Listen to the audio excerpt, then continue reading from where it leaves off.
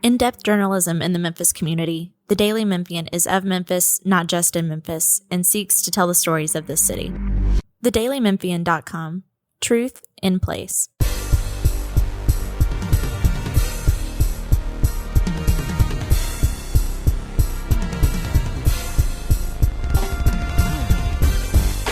Hi, everybody, and welcome to the Daily Memphis Tigers Podcast with Greg Gaston. Want to wish everyone a happy new year. Hope you had a fantastic holiday, and we get into the nitty-gritty with Tigers basketball. We'll be talking Tigers hoops today with Parth Upadhyay, the Tigers basketball beat writer. Tim Buckley here as well, Daily Memphian deputy sports editor and senior writer. And then we will talk Tigers football and what a game it was, what a win it was in the AutoZone Liberty Bowl game as they defeated Iowa State 36-26. We'll be joined later by Frank Bonner, the Tigers football beat writer for the Daily Memphian. So, Parth, Happy New Year. Happy New Year. Excited to be back. Good to have you back. Yes, Tim, sir. Happy New Year to you. Happy 2024. 2024. Hopefully it'll be a great year for everybody. Hopefully it'll be a very special year for the Memphis Tigers basketball team. They end 2023 with a victory on Saturday. They knocked off Austin Peay 81-70. So they go 11-2 in non-conference play. But I know both of you were at the game, as was I. I called the game, and afterwards was not a very happy Anthony Penny Hardaway, who does not like what the team has done the last couple of games. That includes that narrow win over Vanderbilt. And this game, even though they're winning, he's not excited about the way they're winning. Parth?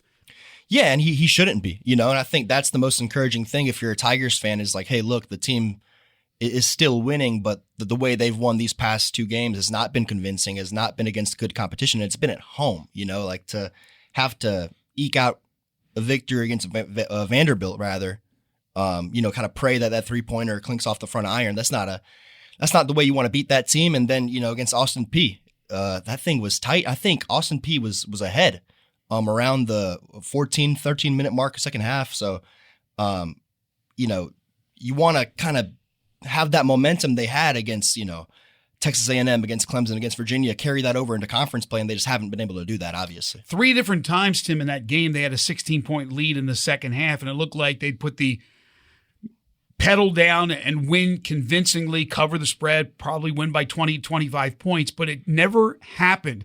I think Penny would have had a different attitude if that had happened after the game, but it never did. And give Austin Peay credit, they fought back. But these are teams you need to mop up the floor with, to be honest with you. Yeah, and it's almost kind of sad in a way, but nowadays style points matter. Yes. And you got to pound teams. And that sucks for, guys like Rick Stansberry's kid and the ones at the end of the bench who back in the day would come in for the last, when somebody's got a 15, 16-point lead, they come in and they get their mop-up minutes and, they get their just due for all the hours and hours and hours that they put in practice, being the other side against these guys. And you're not going to see that anymore because all teams are concerned about is, margin of victory.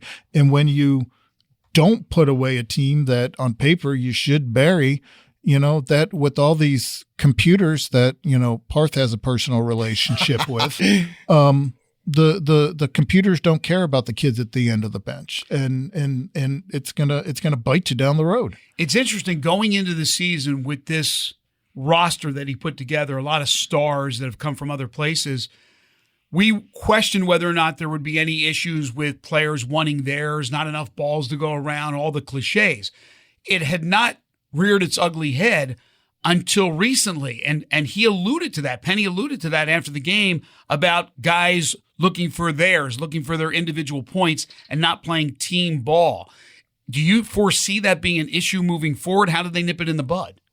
Yeah, I think anytime, this kind of goes without saying, but anytime there's struggle, right? Like when you're struggling against Vanderbilt, when things aren't going your way against Austin Peay, I think that's when those problems arise. When, when you're winning, right? Like there's not, at least from my perspective, doesn't seem to be a lot of that. Maybe there is behind the scenes, but it's nipped in the butt quickly. It's, coaches can point to, hey, we just beat Texas A&M, we just beat Clemson, we just beat Virginia. But, when things aren't going right, I'm sure there's guys in the locker room that can say, hey, pass me the ball or, run this play for me. Or, hey, that guy's not playing defense. He's scoring X amount of points, but he's not guarding nobody. So I think when things like that happen and when struggles arise, that's when those problems come to the surface. Is it a cop-out, Tim, if I say, well, a lot of guys have been playing under the weather. They haven't been 100%? Yeah, it is. Here's the thing. Fair enough. Here's the thing. It's a very good basketball team. It has some issues. Let's just blurt it out what it is. Mm-hmm. Offensive. David Jones is ridiculously talented. Okay. David Jones is a terrific scorer. David Jones has a little ball hog in him. Oh, you're going that way. Okay. Absolutely. I thought you were going to go. Efficient. It is what I thought you were going to go with the rebounding, which has been a big problem, right? Giving up the offensive rebounds. He won't, but okay. He won't give up that ball for anything. He won't pass to the open man. He'd rather weave through four guys with their arms outstretched. He does a lot of that to get his, and he does get his. And again, he's terrifically talented. But then when he doesn't have the ball, there's other guys, point guards, who aren't passing it to him because they know what he's going to do with it. They're never going to get it back again. They're never going to move the ball around. They're never going to get any high-low going. And then all of a sudden, David Jones starts pouting, and David Jones, who is a very good defender, decides to not play defense on the other end because he's not getting the rock. I mean, let's just put it on the table. Okay. That's what it is. He had the most steals. He had 3 steals last game. Okay. I think 4, stocks, so 1 block, 3 steals. Right. And even if he is ball hogging, look at how efficient he's Well, been. even if he is ball hogging, Okay. that's what comes back to bite you in the end. Yes. The ball's going through the hoop. It It's doesn't two matter, different I think. things. It's two different things. You're right. The stats are still really good. His stats for that game, he ended up with 19 points. Didn't shoot the ball that well. Still had 19 points because he gets to the free throw line. Right. And when he does, 9 he of makes 9. free throws. 9 of 9. But to Tim's point, and when you're talking about distributing the ball and maybe being apprehensive to throw it to Mr. Jones, well, we're probably looking at their point guard, and that is Javon Quinterly. So do you see any fraction at all? Any issues with their relationship? I mean, it's too early to say, at least from the time we've seen these, if you want to call it a rift, if you want to call it issues, whatever, that Penny's spoken about, which has only been, 2 games? So it's too early to kind of And he was never diagnose it. specific on players. No, to make that clear. That's a good point to make clear. He never called anybody out by name. He just kind of spoke more generally. But something to keep in mind is when they went to College Station early December and beat Texas A&M, afterward, when we spoke to Javon Quinterly and David Jones separately, Javon said the team, had those series of player-only meetings, and they kind of appointed David Jones as the leader because there was something going on there where it was a tug of war, like too many guys trying to drive the bus. So, Javon said him and Malcolm Dandridge set up a series of player-only meetings, and they kind of said, hey, look, David Jones, that's our guy. But with that being said, he also said we're trying to get David Jones to make smarter plays, right? Like if he's going to be our guy, you can't just be a bucket getter. You got to be somebody who's going to get this thing to be cohesive, get this thing to be all together. And that's something that Javon has, from what I understand, been encouraging David Jones to do from day one. Javon Quinterly's smart. He foresees a potential issue early in the season, and he figures the best way to address it is to embrace the guy and make him a part of things and not make it where there's a rift type situation. And that's what he's attempting to do. No, Penny Hardaway didn't name names. He left it for the rest of us to figure out, but it doesn't take a rocket scientist to figure it out. But he also dropped the generalities too. It's like, some guys are getting, all the stories written about them, and other guys are getting jealous of that, in so many words. I'm paraphrasing, obviously. Well, who's getting all the stories written about him? The guy who's averaged, 20-some points for the last 10 games, the or All-American whatever. candidate. It's been the All-American Yep. candidate. So what's Of the course answer? That's all what's the part of answer it. if that's a problem? The answer is get all the egos in one room and just squash them. Ego check. Yeah. And I think that's what he's trying to do. Now, behind closed doors, he's probably more pointed. Penny's not the kind of guy who's going to throw somebody under the bus publicly. Right. But he is the kind of guy that he'll give you pretty good clues and hints as to what's going on and let you figure it out. And that's a style that a lot of NBA coaches use. It's some NBA coaches will throw guys under the bench, but it's a little easier to do it at the NBA level when you have a bunch of egos, guys coming in from other programs, guys who are ridiculously talented, guys who have the right thing in mind for the most part, which is, chasing after a deep NCAA tournament run. You can't afford to be throwing them under the bus before you played your first conference game. Mm-hmm. But he also has a point to make, and I guarantee you that he's not holding back on names behind closed doors. Okay, so what's interesting is what you just said, and I agree wholeheartedly with that. Now you have another name that's in the mix, and it's a big name in the Kansas State transfer, right. Naquan Tomlin, who went for 15 points, 15 rebounds, 3 blocks in 23 minutes. So they're integrating him into this system, and in his second game, he leads the team in those categories. Obviously it's a good thing on the surface, but now does it add to this issue we're talking about? 1,000%, right? Like that was the issue when the season started, and maybe issue is a strong word, but getting these guys to play together, not only ego-wise, but figuring out how they fit on the basketball court, right? Like we saw it a little bit, obviously in the Dominican Republic, but that's exhibition play, them coming together there. But it took about 6, 7, 8 games, would you guys say, to figure out, okay, David Jones is in this role. He's the alpha. Javon Quinterly's the orchestrator, right? Like this guy goes here, this guy goes there. And we're able to win most of the games while doing that. Exactly. And, you saw it really come together in that 3-game stretch that we mentioned, Texas A&M, Clemson, and Virginia, 3 top 25 opponents in a row that Memphis had beaten. Well, now you're adding a guy who is going to be a fixture, is going to be one of your pillars, right, on offense and defense.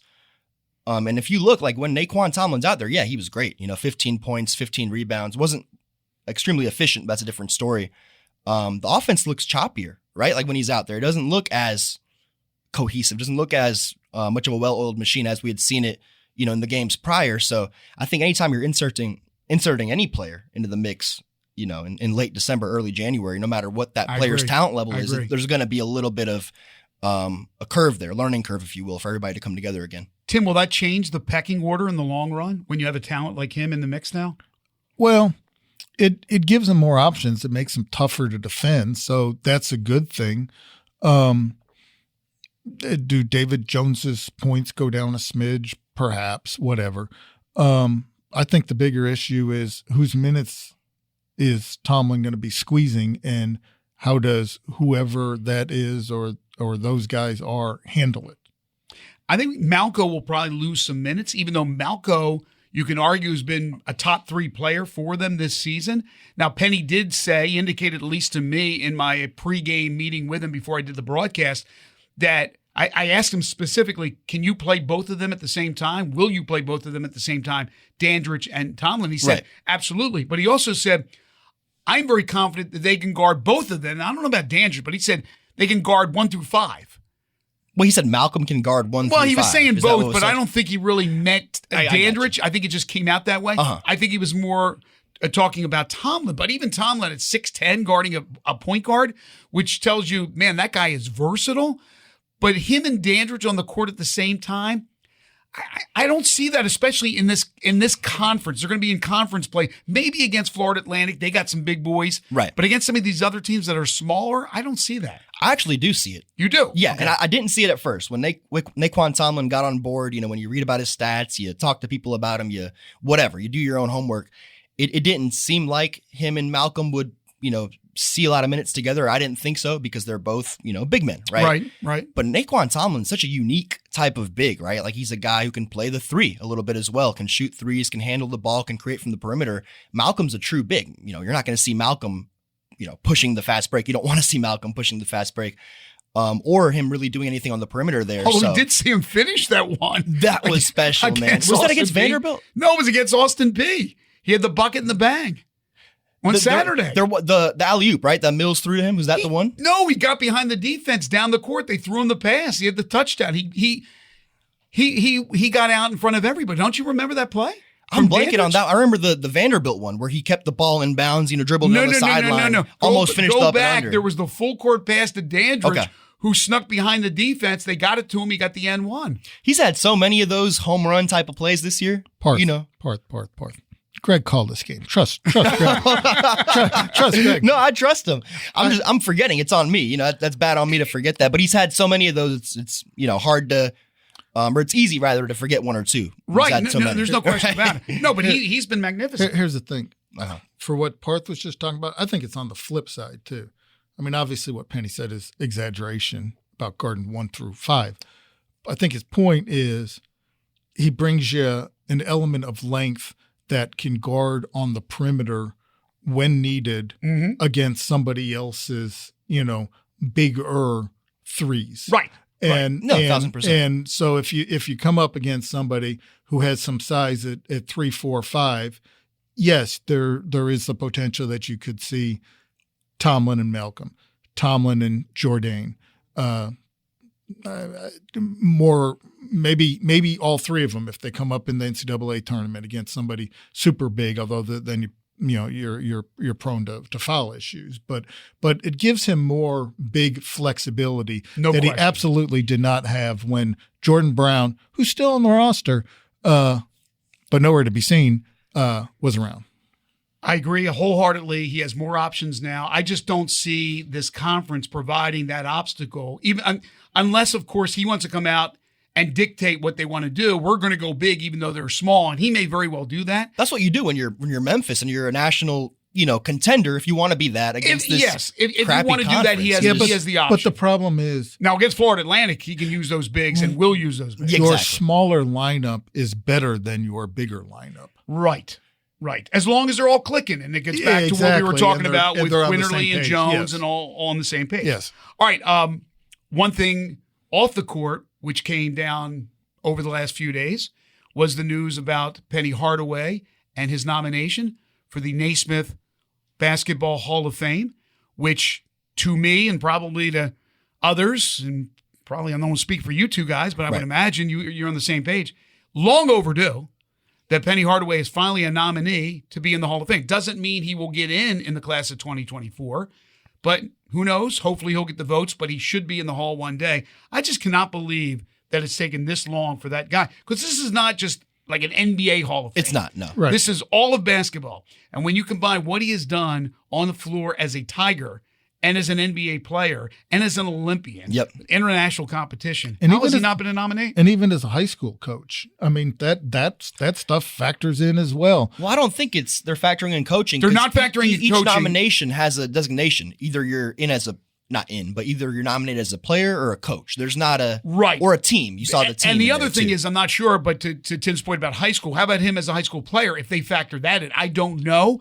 but he was an All-American high school player as well as he was in college. So, again, long overdue, and hopefully he gets enough votes this year to be in the class of 2024. If Penny does go in, does other Penny go in as like a contributor? Little Penny presents for him, doesn't he? Yeah, I would think. Chris Rock no, in all seriousness, who do you think would present for him?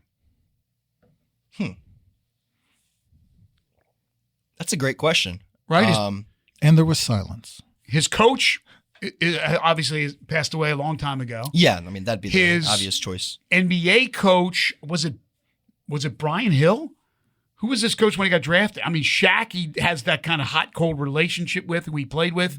I don't know. It would be interesting to see who would be his presenter if, and hopefully when, he gets into the Hall of Fame. Yeah, who is Penny's like kind of basketball idol or mentor? I know for Michael Jordan, obviously it was just an example, but David Thompson, who played at NC State, who Jordan wanted to be like. So who did Penny Hardaway want to be like? That's a good question. I don't know. It's something maybe we want to ask him. And, for sure. He probably doesn't want to think too far into the future as far as getting into the Hall of Fame. Yeah, that's like asking somebody what their Heisman speech is going to be. Exactly. Like, I'm not even thinking about that until I win it. But then they magically pull out 3 pages of notes that just happen to be stuck in the inside pocket there. All right, so this week conference play begins Thursday at Tulsa, Sunday home to SMU, and then next Wednesday will be a home game against UTSA. Now, Tulsa is 9-3, off to a pretty good start, and SMU, who plays tonight, and we're taping on Tuesday, they host Charlotte, and they are 9-4,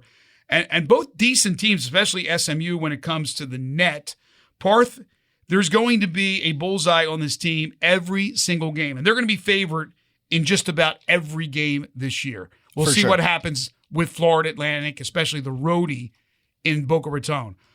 But how do you keep winning games and getting up for these teams when you're going to play in gyms where there's 4,000 people, 5,000, 3,500. You got to kind of make that energy for yourself. Yeah, you got to bring your own juice. I mean, even at Tulsa last year, there was like, I don't want to say nobody, but there was barely anybody in that arena, which is really strange. But that's what it's going to be like, right? At your Tulsas, at your Temples, at your, Rice. USF, Rice, UTSA, whatever. Like you go down the list of all their away games, you're not going to have that kind of raucous environment except for what? Maybe, Florida Atlantic, Wichita State gets loud. SMU, Moody would get filled up. Right, for and Memphis. Florida Atlantic is a very small gym too. It's not like there's a lot of people. It's just they'll be packed. For sure. So you got to bring your own juice, and that's tough. But I think, you would hope that these last two games where they didn't play up to their standard, right? And Penny said that, players said that. You would hope that taught them a lesson like, hey, winning is not enough. A win is not a win. Every win is not created equal, right? And we see that when they're barely beating Vanderbilt, struggling against Austin Peay, and the net, Ken Pom, right. Bart Torvik, They NCAA drop. selection committee people, whoever's looking at this, they're dropping. Their stock is dropping. So just winning these games against, number 181 in Ken Pom Tulsa, if you go in there and beat them in overtime by 2 points, it's not going to do anything for you. That's going to hurt you. Goes back to what Tim was saying earlier. I mean, you got to go out there. You got to win. You can't have a bad loss. That's crippling. And you got to crush these teams. And it seems like Memphis is a team so far this year that plays to the level of the competition. Oh yeah, they play down, and they basically And play up. They play and play. Oh, absolutely, play over. They've admitted as much in terms of playing down. But here's the thing: they're gonna lose. They're gonna have a bad loss. They might have a couple of bad losses. They might have a few bad losses. A few. It's college basketball. You don't go undefeated. No. The 31-4s or whatever it is of the world. Those are the exception. That's not the rule. You can't go in. There's everybody around Memphis thinks, they're just going to breeze through American competition, and then they're going to split with FAU, and then they're going to go in as a number one seed. That's not happening, people. You're going to lose. It's going to happen. Accept it. Deal with it. Learn from it. Move on from it. You're right, but you can't lose several games. You lose 3 games, you're in trouble as far as the seed, and all that work in the non-conference is all for naught. I agree. I think it's impossible to go through the gauntlet, even in an American conference where they're the dominating team along with Florida Atlantic, that they're going to have a perfect outing every time and not once in a while slip up. But if you slip up several times, you're crippled because of this conference. Yeah, and 18-game conference slate. You can't go worse than 15-3 if you want a top 4 seed. I'd be shocked if Memphis loses 4, 5, 6 games and gets anywhere in that, I don't want to say anywhere in that neighborhood, but certainly a top 4 seed, I think would be very, very tough to justify, no matter what you've done in the non-conference slate. Because some of the teams they've beaten, it's not Memphis' fault, but their stock's going down too. Right. You look at Virginia, just got blown out again by Notre Dame. That's bad third Notre Dame a team. bad Notre Dame team. Yes. It's their third 20-point loss. Arkansas has been hot and cold. So yeah, 15-3, even with a split with FAU, is a very reasonable expectation for what could end up happening. I mean, you want to talk about this team losing to that team? Look at FAU. I mean, they lost to Florida Gulf Coast. They have 2 recent bad non-conference quad 4 losses? No, they are bad. I know you put the air quotes on it. They're horrible. They're quad 4. 2 of them. 2 quad 4 losses, yet their net as of today those weren't air quotes. Those were real quotes. They were just in the air because Fair. I don't have paper in front of me. But their net is still, what, as of today, 18th? It was 18th yesterday. I know it updates every And day. I haven't checked it's today. They're living off last season. They're living off where They may be. living off where they started this season. Right, but the net is what matters. It's not the record. Yeah, Right, the record plays into it, but the net is what they're really basing seeds on. And So from my if you keep understanding, winning there's and no dropping, that doesn't help you. No, it doesn't. And from my understanding, there's no preseason bias on the net, right? Because the net doesn't come out November 6th when the season starts. The net comes out, I think it was what? I think Tim's talking about the polls. Oh, the Yeah, polls. in the Okay, polls. yeah. The polls, definitely. I mean, that's human voting, right? Right. Like, that's preseason bias. Yeah, That's including like, you. including myself, right? And even I think even Ken Pom and Bart Torvik take into account, where teams started at and kind of go from there in their Right. formulas. Yeah, but the you net know what? is just the net. Even the computers, even the net. Who programs computers? Humans. Well, we think maybe the robots are taking over and they're doing the computers, and We're all going to be out of this thing in It's Al a few Gore. years. By the way, Parth, not that you it's Al Gore. Not that you should be helping or having to help out, because that's not your job, but throw Ole Miss a bone here. It could help out Memphis. You don't even have them in your top 25. They're 13-0, including a win over Memphis. It's not his job to help out Memphis. I know, but would you not rank if you had his vote? Parth and I have had this argument. Parth has no respect for the Rebels. Well, I didn't say all that. I refuse. Your vote, by the way, I'm using air quotes. Go ahead. No. I refuse to rank Ole Miss, and I refuse to rank James Madison. Those teams have played nobody. Ole Miss has beaten Memphis, right? And they beat NC State. NC State's not a tournament team at this point. They are not a tournament team. So aside from Memphis, Ole Miss has played a bunch of nobodies. They just beat Bryant. Okay, great. Who beat Florida Atlantic? Who beat Florida Atlantic? Whatever, right? But that would have been at this point, they wouldn't be a quad four. Yeah, they would be a quad four loss, right? If Ole Miss had lost that game. So they've beaten a bunch of bad teams. And same thing for James Madison. They beat Michigan State to start the year, and they're riding that high. Right. Well, we don't even know about Michigan State. They're not in the top 25. So why the heck is James Madison all of a sudden in the top 25? I hear you, but all I know it's a cute story, sure. All I know is Ole Miss, with their rookie coach Chris Beard, beat Memphis. Yes, and by extrapolation, Parth's apparently calling Memphis a nobody, because he said, I said except for Memphis. Nobody. I said except for Memphis. Greg, do you know their strength of schedule, Mississippi? It's got to be about what, buck and a half?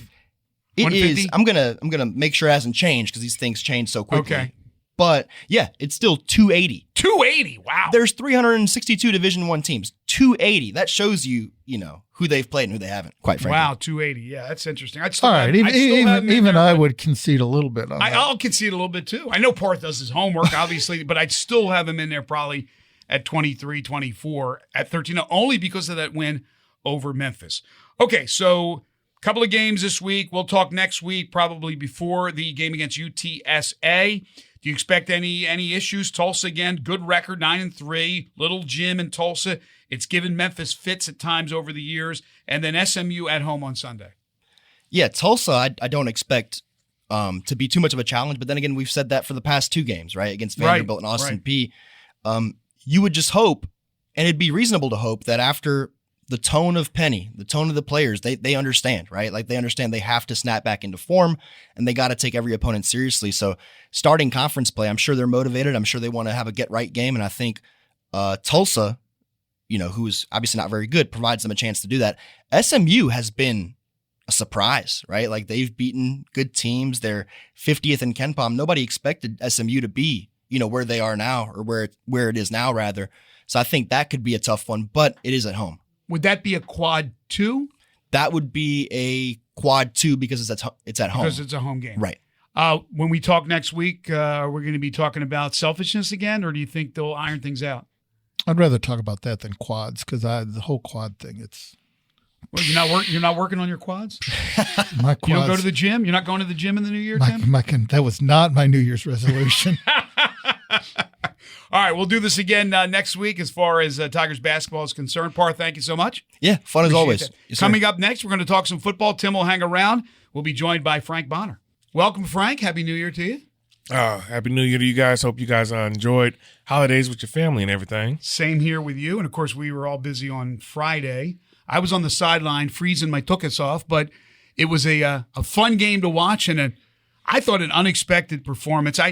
I thought the Tigers could hang with Iowa State. I did not expect them to do what they did, especially shut down the running game. Were you surprised at what really materialized in that game? Yeah, I was in a lot of different ways. I know before the game, one thing I said is I don't think they're going to be able to throw it over the top like they want to against Iowa State. And in the third play of the game, Amir Blankenship goes for a 70-yard touchdown. That tells you what I know about how this game was going to go. But, yeah, I think it was a great showing for Memphis for sure. Tim, your thoughts? A challenge against a Big 12 team. The same matchup happened in 2017. Tigers had 10 or 11 NFL guys. I know different years, different teams, different players, different coaches. But in 17, they came up a little short and only were able to score 20. This is a team that gives up about 21 a game. And Memphis goes in there, scores 36, dominates early. It's almost like fans were stunned with what they were watching. I think that Memphis was terrifically prepared, way better prepared than Greg was, who came with the jacket that the zipper didn't even work, even though he knew he was going to be standing outside on the sidelines for 4 hours in the minus 23-degree weather. Truth. I thought Henigan was terrific. I thought the receivers around him were terrific. And clearly they came out defensively with something that Iowa State did not expect. Now, look, they still gave up 485 passing yards. Right. And, yes, were they terrific against the run? They were. Do you often see 0 yards rushing by anybody in any circumstance? No. But part of that was what they came out in. Part of that was, Iowa State having to play a lot of catch up in the second half. Yes, but the goal from the coaches, and we weren't told this in our coaches meeting. Jordan Hankins, when we met with him, the interim defensive coordinator, said any changes. He said no. He kept it close to the vest and he pulled the wool over our eyes. He did so also with the ESPN broadcasters. He laughed about it after the game when I talked to him. They completely revamped the defense. In 9 days, they changed it to a 3-5-3 to stop the rush. They stopped the rush. 0 yards. Like you said, Tim, I don't think I've ever seen that. A donut.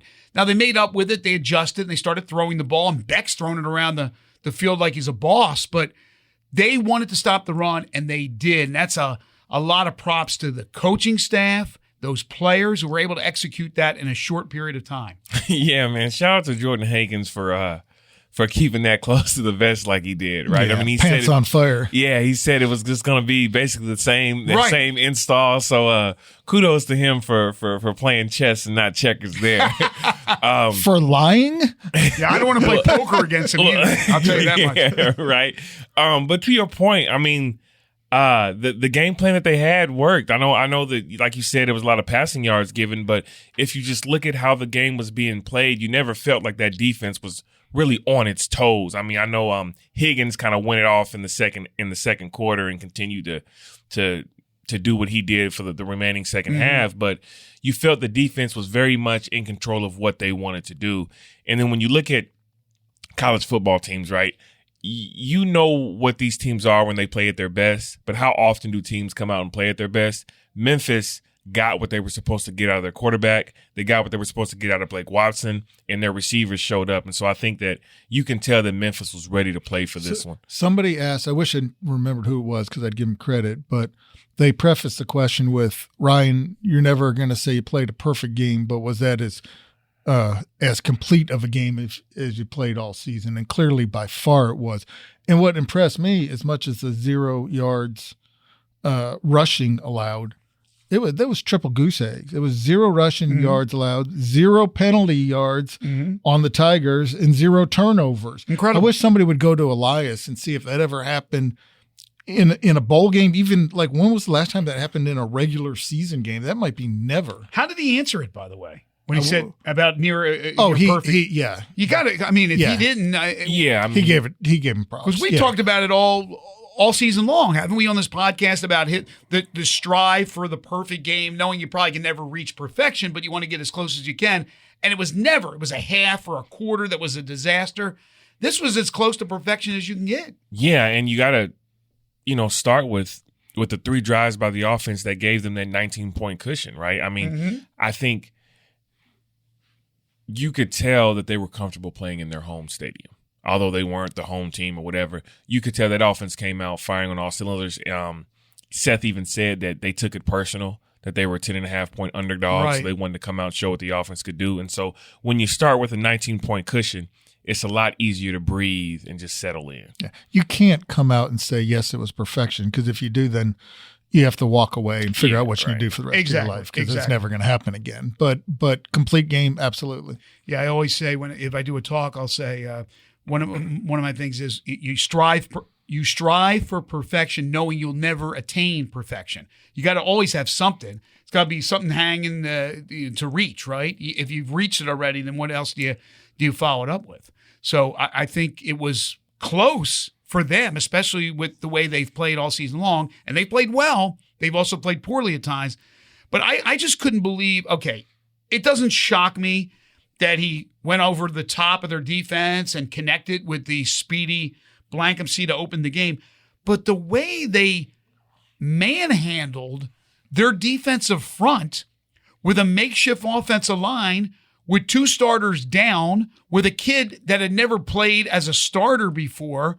That's what blew me away, Frank, is how they really controlled the physicality of the game for the most part versus a Big 12 or a Power 5 conference team, if you will. Yeah, that was huge, right? I mean, because going into the game, everybody was talking about, like, well, who are they going to play at the offensive line? What's the offensive line going to look like against a Power 5 D-line? And they showed you, right? I mean, kudos to those guys for stepping in. And, everybody says next man up, but, can the team really do what they need to do to create that? And they did. And not just the O-line, right?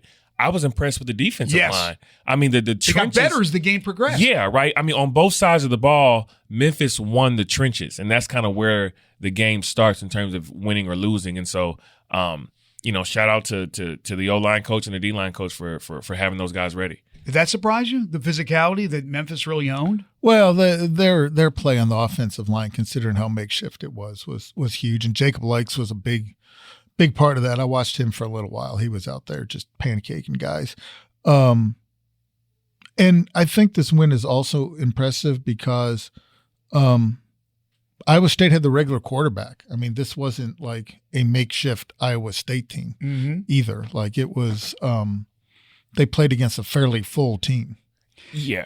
Go ahead. No, Frank. That was one of the things that I said to Tim heading into the game, that I felt Memphis had got a tough matchup, because a lot of these, middle of the road Power 5 teams, they go into a bowl game really not wanting to play in the bowl game, having a lot of opt-outs, and so it's kind of just a whatever. Well, Iowa State they got up for this game too. I mean, Iowa State, you've got a freshman quarterback who won, freshman offensive player of the year. Like, they were coming into this game wanting to play this game and wanting to win this game. So it's not like Memphis beat a Big 12 team that was upset about being there. Right, and they weren't making excuses after the game. They weren't talking about, we had all these opt-outs, we didn't want to play. They had a running back averaging 8.5 yards a carry.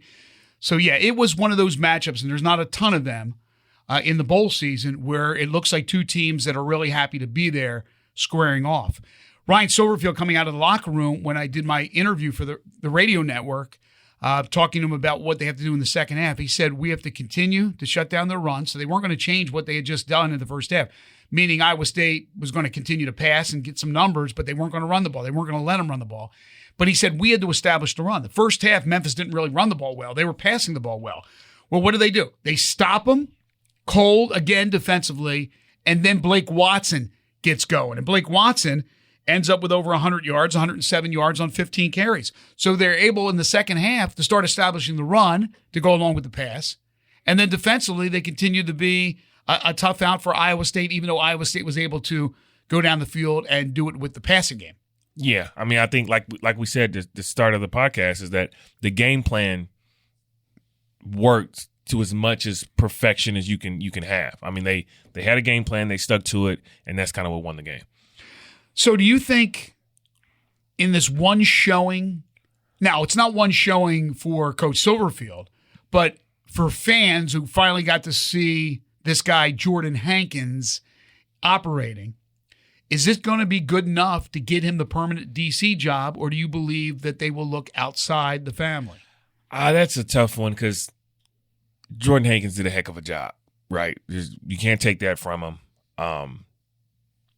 The way he got those guys ready to play, you tip your hat off to him. But I wonder if the decision was already made before this game on whether or not you wanted to look outside of the program. I still think that as great of a job as he did against Iowa State, you almost still need to look outside of the program. I mean, you still give Hankins a shot, right? You don't say he can't have his name in the hat, but you put his name in the hat along with others that are outside the program. Yeah, Tim, you can't forget what happened during the season. There were a lot of issues with the defense. I don't think it's all on Barnes. I don't think that would be fair to just say it was all Matt Barnes' fault. But certainly if you talk about a one game showing to prove your merit, he did a good job. I got it done. Part of it might depend on, does Hankins have the same agent as Ryan Silverfield, and does Ryan Silverfield's agent have a client who needs a DC job or not? Ryan's represented by Jimmy Sexton, correct? Yeah, I think so. Yeah, I'm not sure about Jordan Hankins. Yeah. But that's something that I would imagine is going to be finalized here soon, right? Yeah, and I will say this, though, about Hankins and the defense. The defense had its troubles or whatever, but that linebacker group, I mean, they've been solid for the 3 years that Hankins has been there. I mean, they've had an all conference recipient each of the 3 years that he's been there. So he's, no matter what's been going on with the defense, he's had that linebacker group playing pretty well. Henigan, the offensive MVP, 24 of 34, 364, 4 touchdowns, 6 rushes, 27 yards, and a touchdown.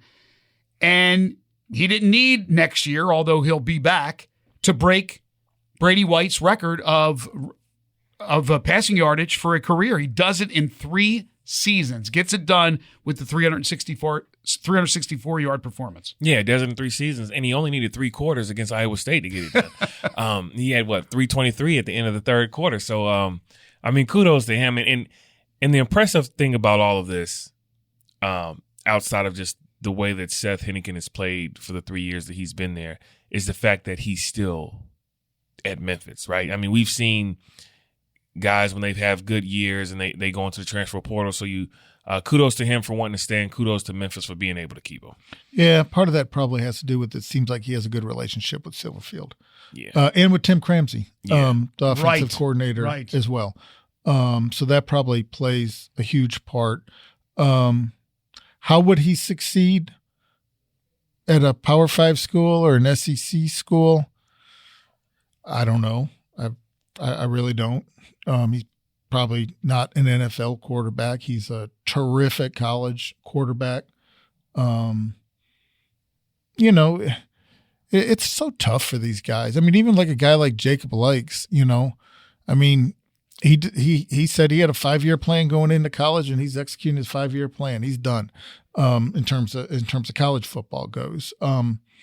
I think for some of these guys, the temptation, if the offers were there to go give it a shot at the next level, why not jump at it? But also there's something to be said for familiarity and comfort level, and Henigan has that in Memphis. Well, who knows? You see the quarterbacks in the NFL, man, they're scraping the bottom of the barrel to get to, some of these guys just have a healthy quarterback. You never know. Henigan, another year, putting up big numbers.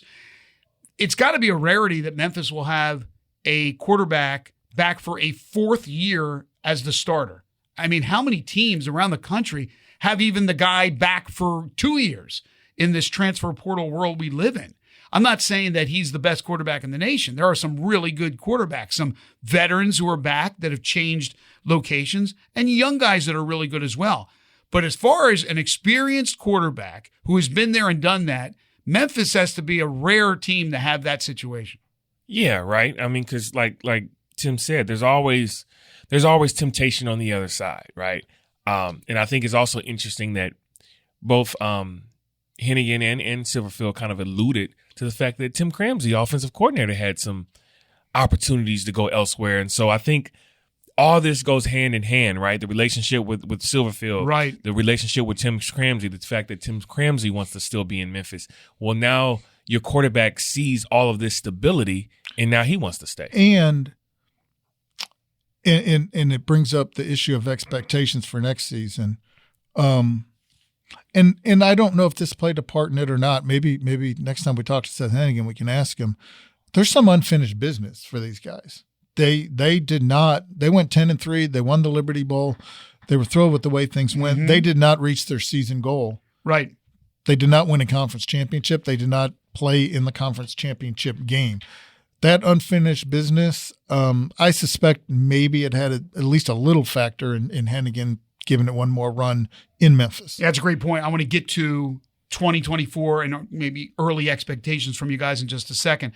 Ryan Silverfield, I know that conversations have been had and will continue to until they come to some kind of conclusion on what they're going to offer Ryan, because Ryan is going to get some either extension or increase in pay. Something's going to happen. I know that talks have been going on. Have you heard anything, Frank? No, I mean, I've heard rumblings and rumors of expectations. A lot of people believe that we believe that something is going to happen, right? I mean, you don't watch a guy have a top 5 season in terms of wins and see that his contract is coming up in a couple of years and not have a conversation about an extension. So I would be surprised if Ryan doesn't get one. Yeah, I'd be shocked, Tim. How about you? I suspect he would, and have no reason to think that it wouldn't fall into place. And now I know one game is one game, but that's the game where now I think he wins over at least some people. There's ardent detractors of what he's done that they'll never come to his side. But I think others that were on the fence look at that performance and go, wow, especially going into next year with a 12-team playoff, which we'll talk about in a second, that he's won them over. And so I think there's no question he's going to get an extension and probably a pay raise. Money is not falling off the trees. We know that at Memphis. They're trying to raise money and for the Simmons Bank Liberty Stadium and renovations there. But I think that one win right there, winning the AutoZone Liberty Bowl game against a Power 5 conference team, and especially a Big 12 team, right, says an awful lot about Silverfield and the support he's going to get from the administration. Yeah, I do think that win, because to Tim's point, they didn't win the conference championship, right? And Silverfield alluded to that and said that's on the he wants that to be on the table next year and so on. But being able to have the performance they had in the Liberty Bowl kind of puts a stamp on the fact that some fans who were on the fence about what to believe about this year because the competition, quote unquote, wasn't good enough and this and that, beating Iowa State in the Liberty Bowl kind of gives those fans permission to look back on the season and say, yeah, this was as good as a year as the record says it was. You say it got him maybe a little more salary. Got him a $75,000 bonus too, which is pretty sweet. It's nice. We'd all take that in a heartbeat. Yeah, I got a little extra barbecue from the tray in the press box before they threw it in the garbage. There goes your bonus right there. You got an extra ice cream. They had the ice cream hanging around. All right, letter grade for the season, Frank. Letter grade. You want to use a plus or a minus? That's fine as well. Yeah, I've got to go. You got to go A minus, B plus range. Only because they didn't get the conference championship, and so you got to go A minus, B plus range. Tim, I'm going P. P. Yeah, I don't play games, and so I'll just go pass fail. I'll give him a P. So I don't do predictions. I don't do grades. I'm just an old curmudgeon when it comes to stuff like that. What kind of teacher are you? I give him A minus. I thought on it some more. They'll get the A minus. I was happy when I got a P. It's the fifth. I never had a course that was pass. I'm trying to think if I ever had a pass fail. Maybe I did in college, but I don't remember. But yeah, to Frank's point, it's the fifth time in the history of the school that they won 10 games. Yeah. But to Tim's point, they didn't make the conference championship game. You said that as well. See, there's no way you can give them a straight up A. But it's hard to go even lower than an A minus, B plus when they've done something they've only done 4 previous times.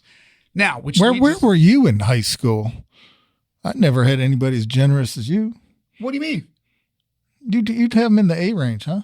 Even without the conference championship. A minus, B plus. I'd go B plus, I think. Okay, all right, that's fair then. B plus, but I'm not going to argue Frank's A minus. All right, but you'll argue with my P. Well, yeah, it's pass fail. That's a cop right. out. They were good enough, but you don't know how good they were. Like he didn't want to give them a grade. Right. I mean, of course they passed. Yeah, they won right? 10 freaking games. Are you going to fail them? But I think you can't go anything higher than an A minus, and in my opinion, you can't go anything lower than a B plus. Yeah, you can't go A. It's not straight up A because they didn't make the conference championship game. All right, before we talk about next year, today, as we tape, it is the 2nd of January, which is the last day to get into the portal, right? Or to announce where you're going until the portal opens up again in the spring. Right, but there will still be movement after that because once you're in the portal, there's still going to be announcements as to where these guys are going and all that. But you have to announce by today that you're in the portal, right? Which is why if you've been on Twitter, there's been a whole bunch of portal news across the country of guys entering. Or so anything happening with Memphis?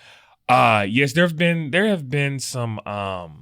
They did acquire a player the other day from the Big Ten, I think it was. D-back from Indiana. Yeah. So they had the DB from Indiana. Right. As far as guys entering. Because Ryan said there was going to be some players leaving, and we haven't heard anything to this point. Well, like Hargrove, he's announced? NCAA transfer portal tracker said that he announced. So he's in the portal. I think that's probably the biggest name as to right now, as to who I've seen in entering the portal out of Memphis. I mean, there's been some other. But there was the announcement that Kobe Drake's coming back. Well, yeah. So for Kobe another Drake, year. Kobe so you know Drake you got is Rock coming Taylor, back. you got Kobe Drake. Mm-hmm. And so obviously, and then like the tight end Austin Smith is another one that I saw enter the portal. Who was the Colorado transfer? So nothing major, right? I mean, and I don't like Hargrove. He wasn't a factor in the running game, and you've got the running back from South Carolina. So you don't Mario Anderson. Yeah. So you're not boo-hooing about seeing him enter the portal. Plus, is Ducker going to come back? They ended up redshirting him, or do you think he'll hit the portal? Man, because that's another running back. Okay, so I thought that Ducker was a foregone conclusion that he was going to end up entering the portal at the end of the year. That's what nobody told me that. That was just my gut. But now, like, I mean, you redshirted him. Blake Watson is gone. There was opportunity for him to stay. I know you bring in, Anderson from South Carolina.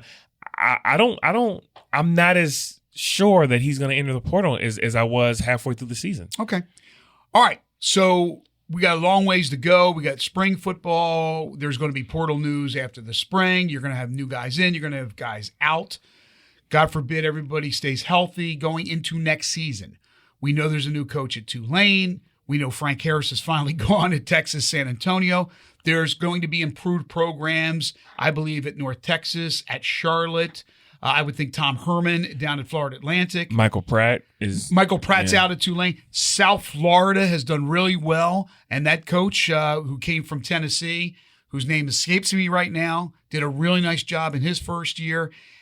What should be the expectations going into the season? In fact, in the preseason poll, where do you think Memphis will be? I think Memphis should be the favorite. That's honestly what my foreshadowing my insider is that I do think that honestly, like, there will be portal news, right? There will be things happening in the portal. Heck, Tulane might get a quarterback in the portal, whatever. But as of today, the way things stand, I think Memphis should be the favorite.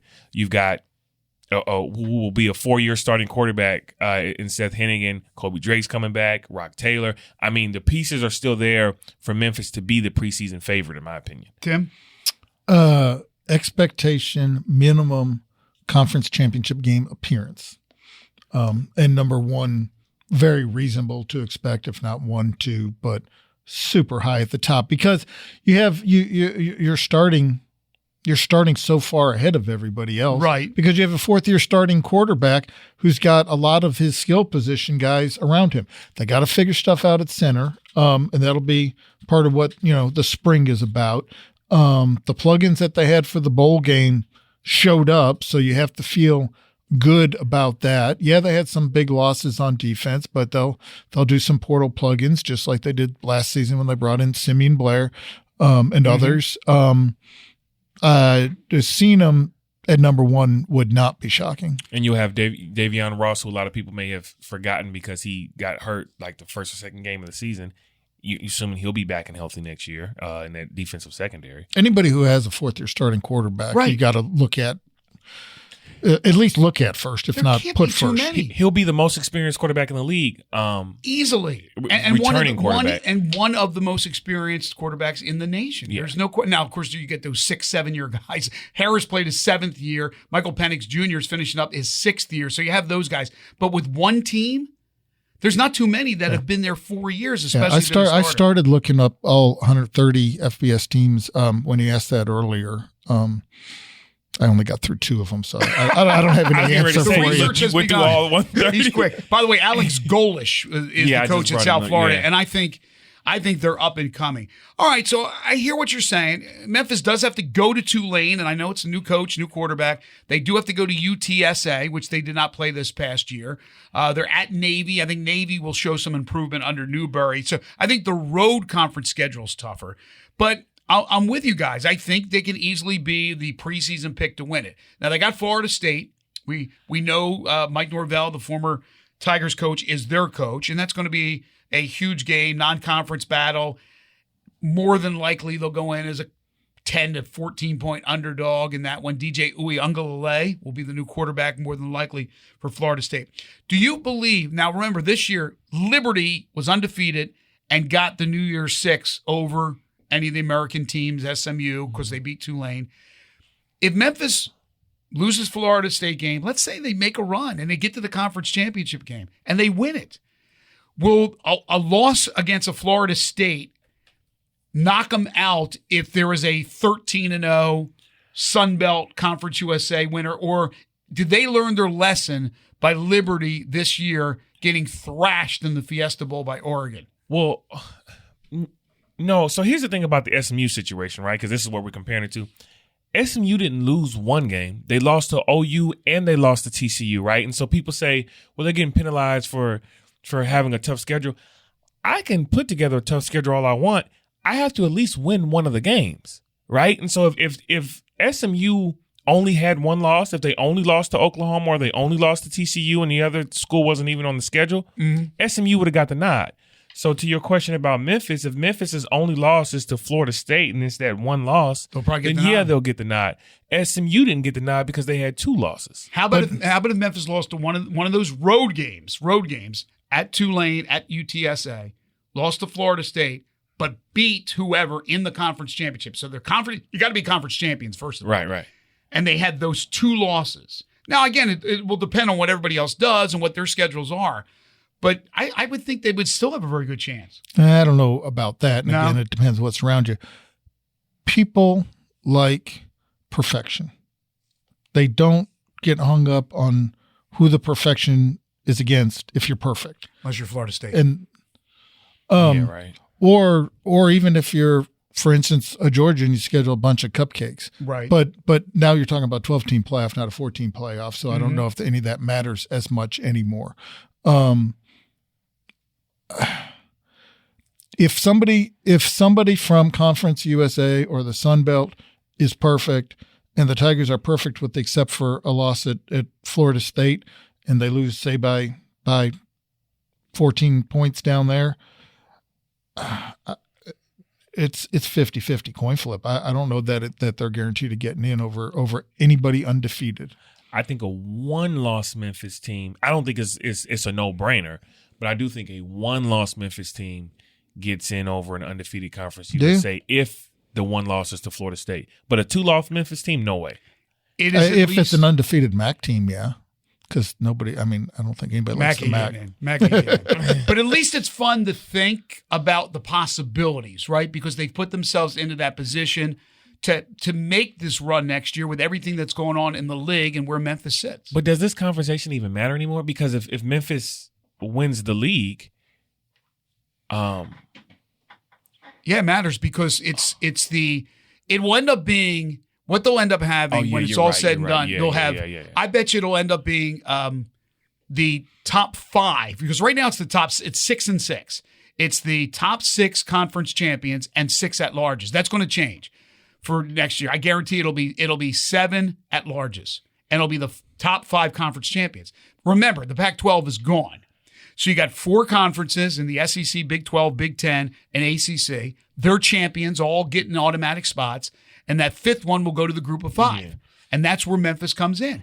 And the conversation matters because we're trying to go over an hour for the first time of the Daily Memphian Tigers podcast. And we have a minute and 55 seconds left to go. So, the conversation matters. Does it blow up now if we hit 60? I'm worried. Do we got to get out of here? Tick, tick, tick. All right. So, Frank, first of all, or last of all, great job in covering the Tigers. We will periodically hear from you as news warrants. Yes. Obviously, spring football will be back with you on the podcast, but anything that happens big with the University of Memphis, of course, we'll be relying on you. Make sure to read all his great stories at the Daily Memphis. There'll be a DC hire at some point, obviously. Right. Yeah, so we'll probably hop back on to talk about that depending on when that gets announced. Absolutely. Thank you, Frank. All right. Happy appreciate New Year y'all. Tim, as always, Mr. Funny Man. Yeah. Tim will be at Giggles this Friday and Saturday and the Laugh Factory on Sunday.